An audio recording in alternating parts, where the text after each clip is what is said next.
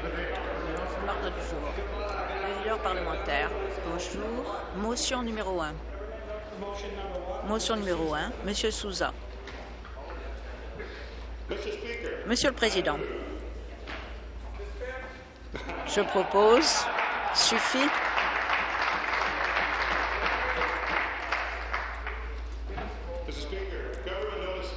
Motion numéro 1. Je propose, appuyé par Mme Wynne, que le gouvernement appuie la politique du gouvernement. Monsieur Souza a proposé, appuyé par Mme Wynne, que la Chambre appuie les politiques budgétaires du gouvernement. Et je vais donc demander que le budget soit remis aux députés et ça sera remis par les pages.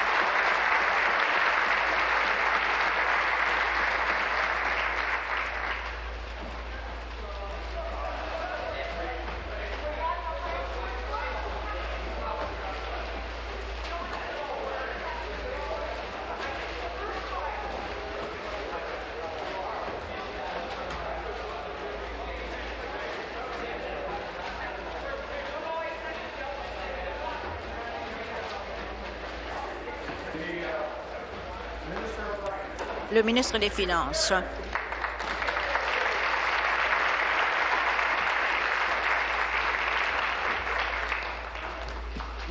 Monsieur le Président, comme je le disais,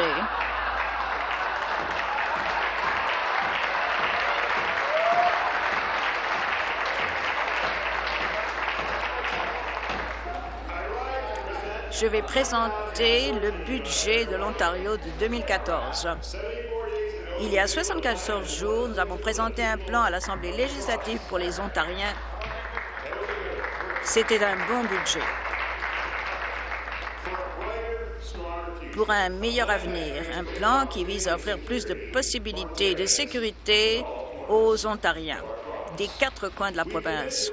Nous nous sommes engagés à déposer de nouveau le budget si nous étions élus et nous respectons cet engagement aujourd'hui.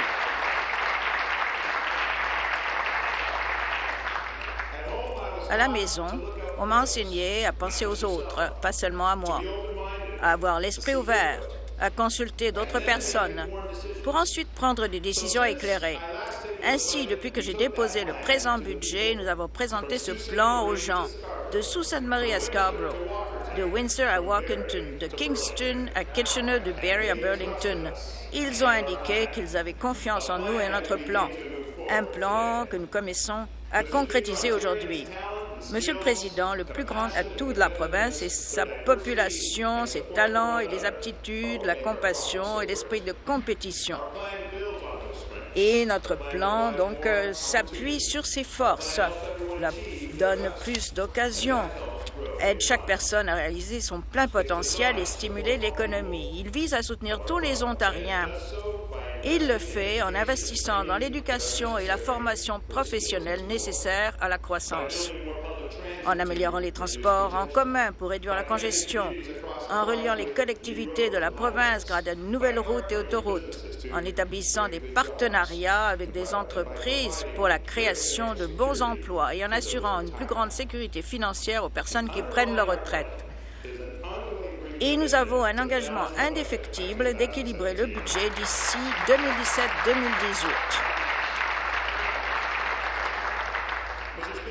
Monsieur le Président, notre plan n'a pas été conçu en pensant uniquement aux jours à venir, mais aussi à la prochaine décennie. Notre économie a beaucoup de potentiel. L'Ontario s'est bâti une réputation en tant que carrefour de commerce mondial. Des entreprises du monde entier désirent investir dans notre province. Elles savent que nous sommes en première place pour attirer des investissements du monde entier. Et on sait que nous avons une main-d'œuvre solide et hautement qualifiée. C'est la raison pour laquelle nous investissons aujourd'hui pour demain et nous allons faire les investissements nécessaires dans l'infrastructure, dans les entreprises pour améliorer et d'emploi. Mr. Speaker, to build skills. Alors, pour construire plus de compétences, nous allons donc avoir la maternelle à plein temps et avec des subventions pour les étudiants. Nous voulons nous assurer qu'on aura donc plus de compétences à long terme. Et pour ceux qui viennent juste d'avoir des études secondaires, nous allons leur assurer de bonnes compétences tout le long de leur vie.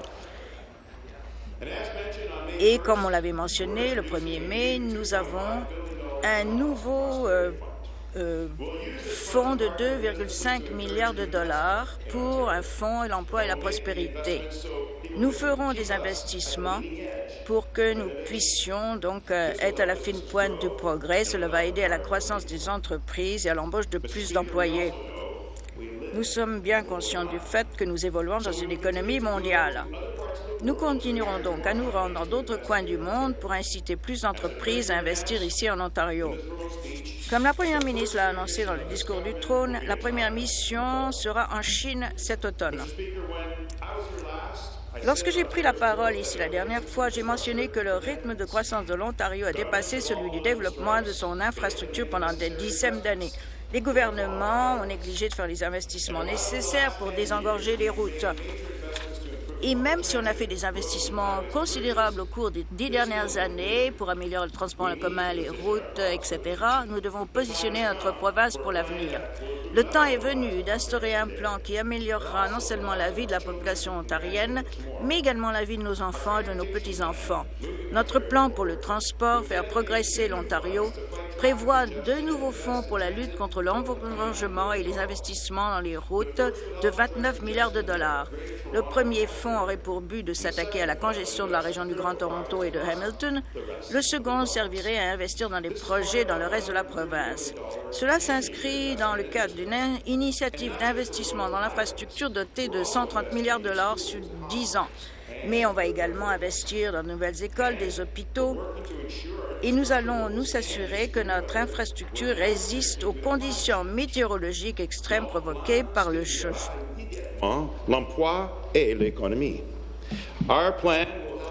Notre plan stimulera immédiatement l'emploi et l'économie et il rendra les entreprises plus compétitives. Notre plan aidera aussi les gens à se rendre au travail, à la maison ou à l'école plus rapidement et de façon plus sécuritaire.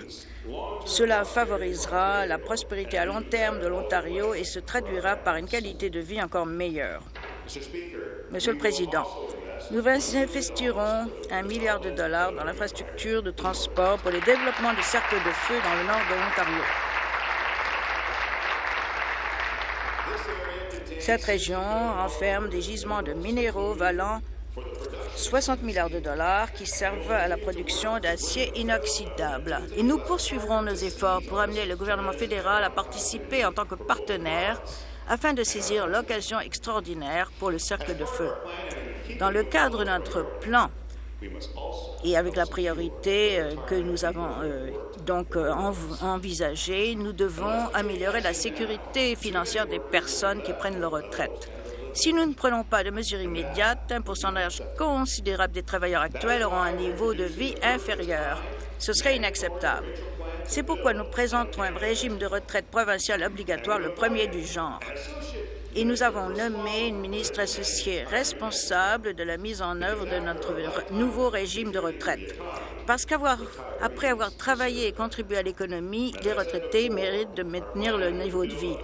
Notre régime s'appuierait sur les points forts du régime de pension du Canada.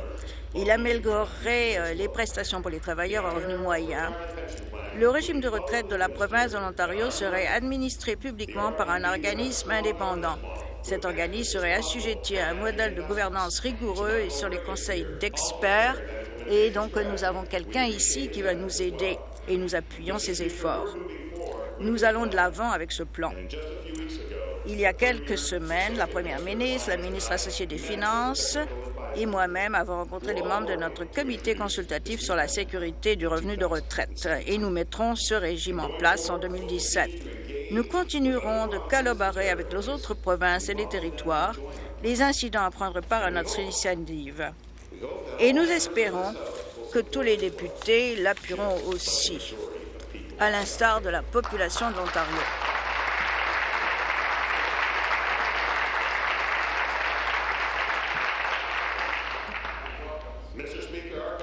Monsieur le Président, le gouvernement est déterminé à équilibrer le budget d'ici 2017-2018.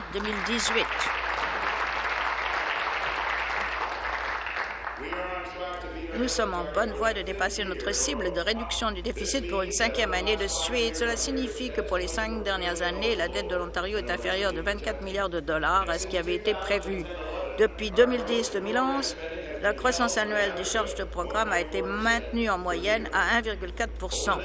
Au cours des 3 prochaines années, la croissance annuelle moyenne de ces charges sera de moins de 1,1 %. Monsieur le Président, nous savons que certaines personnes sont sceptiques. Mais que ce soit bien clair, nous équilibrerons le budget d'ici 2017-2018. Nous limiterons la croissance des charges, nous éliminerons le déficit, nous continuerons à faire des compressions là où c'est possible, mais on continuera à investir là où c'est nécessaire.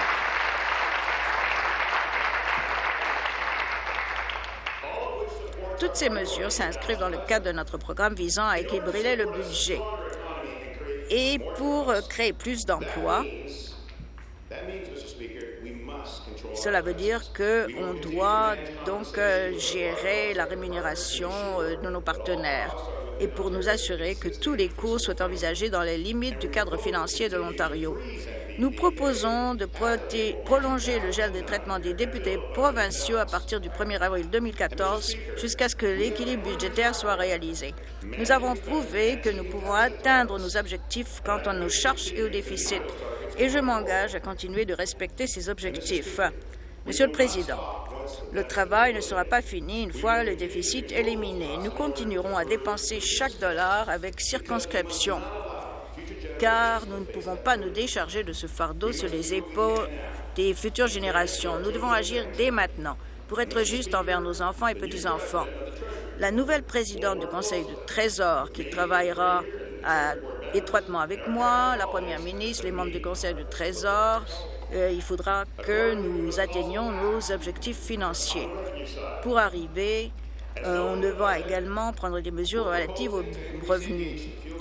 Nous proposons de hausser la taxe sur le carburant aviation et ça entrera en vigueur donc le 1er octobre 2014 et 1 cent le litre le 1er avril 2015. J'ai aussi indiqué auparavant que les modifications seraient apportées à la déduction accordée aux petites entreprises en Ontario afin d'éliminer graduellement cet avantage fiscal pour les grandes sociétés.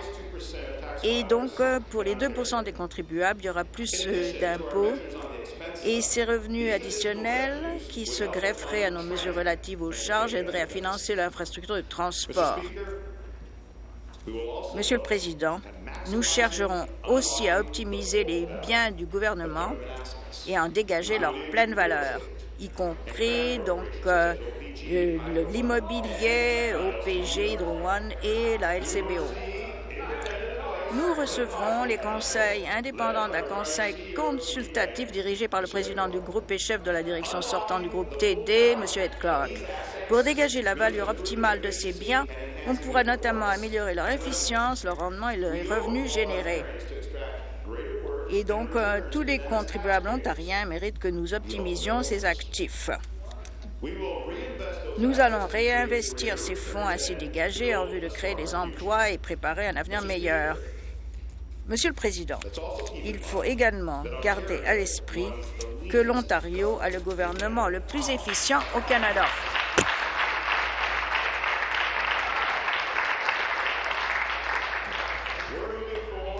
Nous procédons à la mise en œuvre de plus de 80 % des recommandations formulées par Don Drummond en vue de réaliser des gains d'efficience dans le secteur public. Des économies réalisées dépassent nos attentes.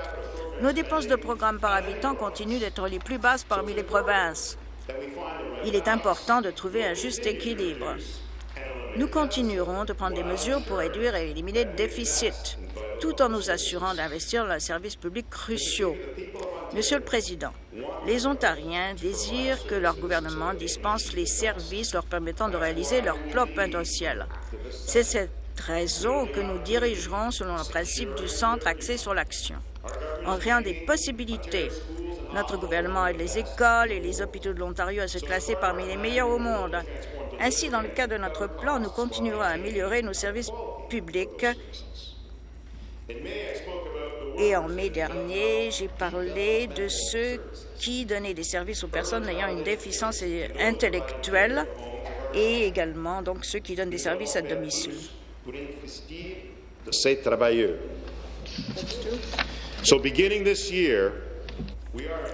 Donc, cette année, nous allons augmenter les montants que nous allons donner à ces travailleurs.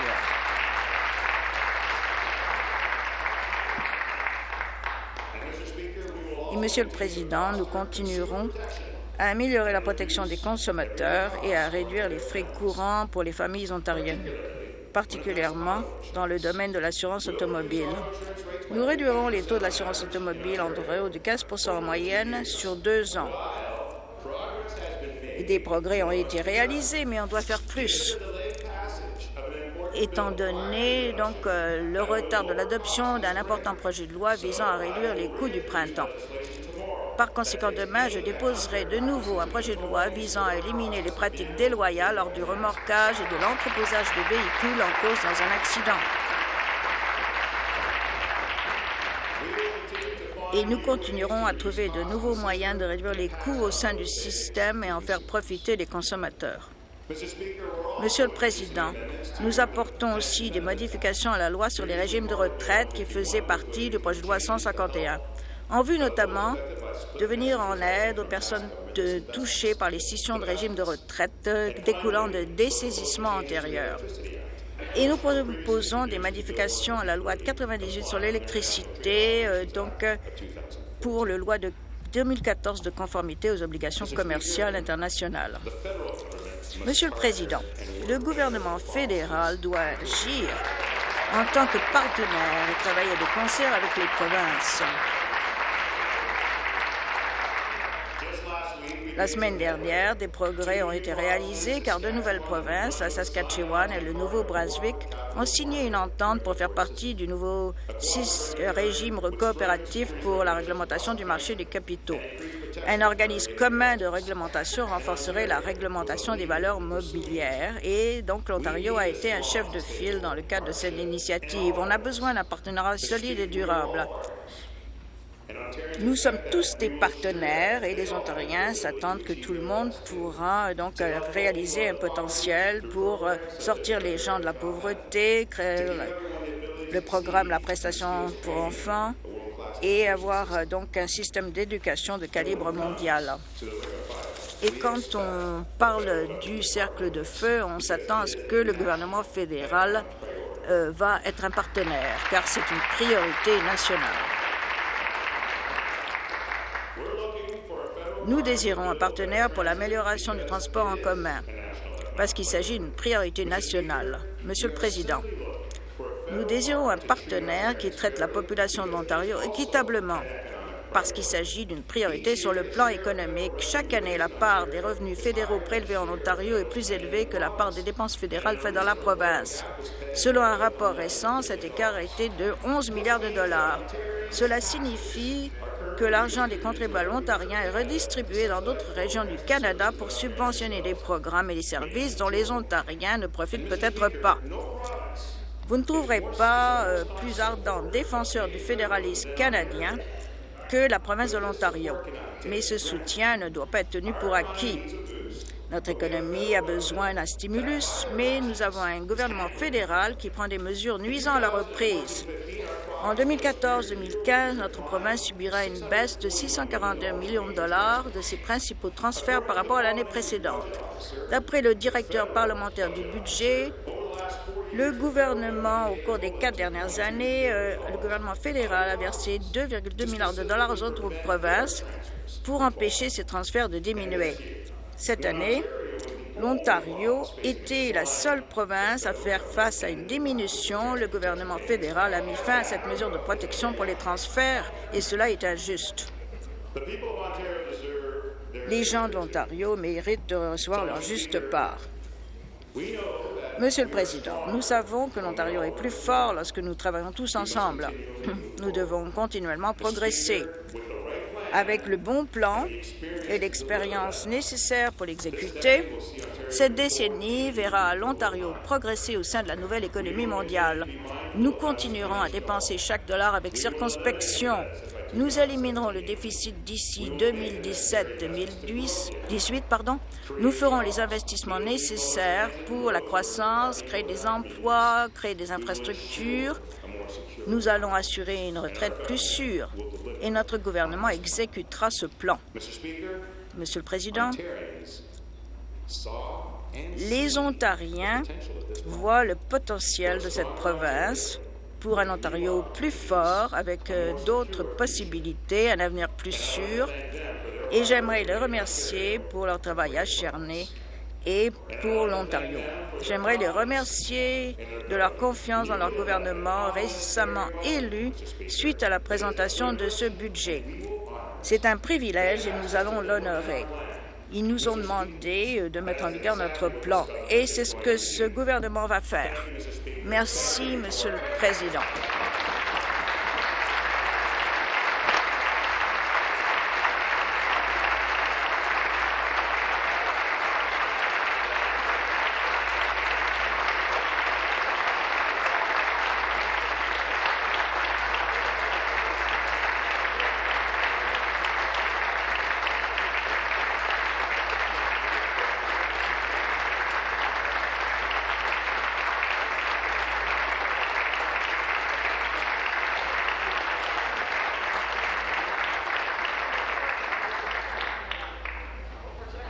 The official opposition.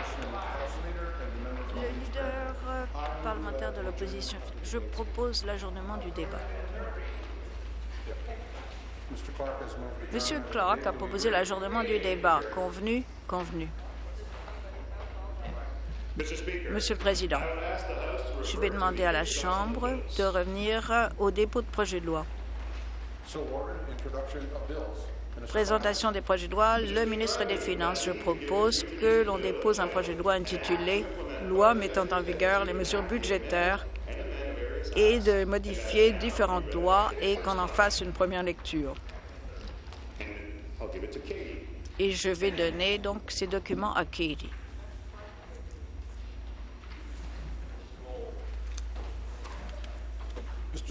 Monsieur Souza a proposé que l'on dépose un projet de loi intitulé « Loi mettant en vigueur des mesures budgétaires et modifiant certaines lois et qu'on en fasse la première lecture. » Est-ce que cela va être adopté?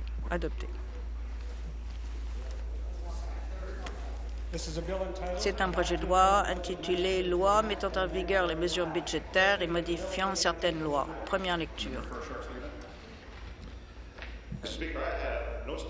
Non, je n'ai rien à dire pour le moment.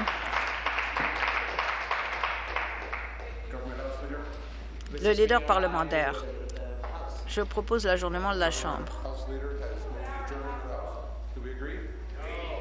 Convenu? J'ai entendu un non. Tous ceux qui sont pour vont dire oui. Tous ceux qui sont contre vont dire non. Les oui l'emportent. Nous reprendrons les travaux demain matin à 9 heures.